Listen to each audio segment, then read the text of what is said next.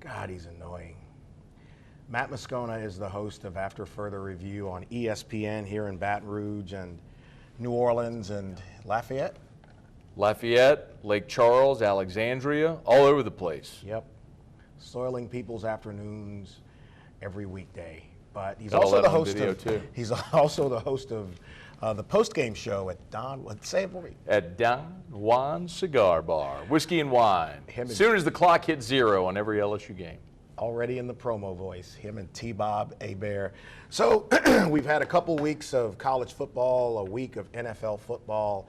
Outside of the, well, there are kids in the room. Outside of the fact that LSU did not look very well in week 1, and the Jags didn't look too well in week 1 or 2 for that matter. Biggest surprise? I would say the biggest surprise is actually not necessarily with LSU. It's probably more so the fact that the SEC kind of stinks this year. Mm-hmm. The best win that the league has so far out of conference has got to be Ole Miss beating Tulane. Only ranked win in non-conference. Yeah. A&M lost to Miami, Bama lost to Texas, LSU lost to Florida State, South Carolina lost to North Carolina, Florida lost at Utah. You had a lot of high-profile non-conference games. The league's just not very good this year. So there is a chance that LSU could still finish the year with only 2 or 3 losses. I mean, you could see a path where that happens, right? I could see a path where they finish 11-1. I could. LSU will be favored in every game they play this year except for the road game at Bama. Yeah. And if you watch them against Texas, they didn't look great. Now, the flip side of it is LSU's got its issues too. Yeah. But everybody in the West this year is flawed. So are you optimistic? Well, you're always optimistic. Oh, I'm an optimist by nature, Clay. You know what yes, here's what I say. Don't lie to people. I am. Ask the question a different way. I don't need you lying to the audience. I'm an optimistic realist. I love to believe in people and that things are going to go well, but I'm also a realist. If I think they're going to lose, I'm going to tell you they're going to lose. That's why you keep inviting me back. No, I don't know why I keep doing that. Me I'm either. For punishment. No. Being an optimist is not the question. The question is, do you believe they will turn it around? And if so, how?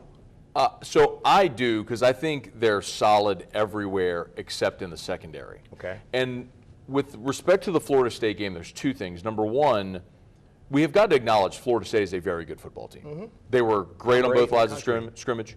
They've got a 6th-year senior at quarterback. Yeah. They got 2 wide receivers that are mocked in the first round. They are a really good team. Yeah. Okay, that's one. 2, LSU was winning at halftime. Yeah. LSU had 2 possessions inside the 10-yard line where they came away with no points. Yeah.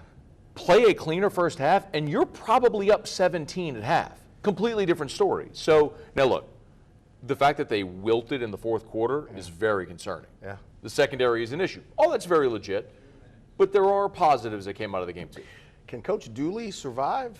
People are turning on him on the yard here a little bit, the first 2 games at Southern and just the way it's gone.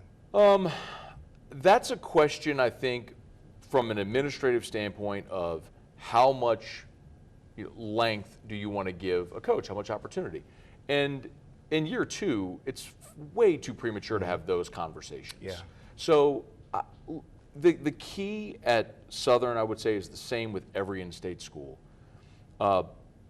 Take advantage of a fertile recruiting base in this state where LSU can't sign everybody. Right.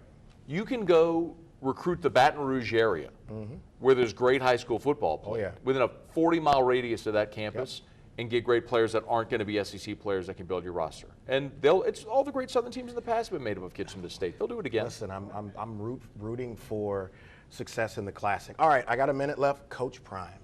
Love it. Your thoughts? I'm not surprised. I don't get much right.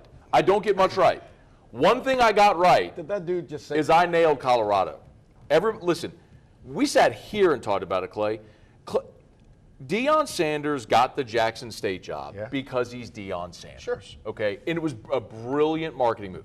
He got the Colorado job because dude can coach. Yeah. When he said, I'm bringing my luggage with me and it's Louis. He wasn't messing around. Shedeur Sanders is a projected first-round pick now. Travis Hunter is special as well. So I'll get you back after about – go ahead. Deion will be in the SEC in 2 years. We'll put that on wax.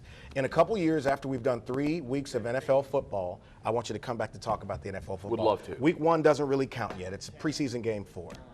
All right, cuteness overload in the studio, and I'm not talking about him. You'll see what I mean next.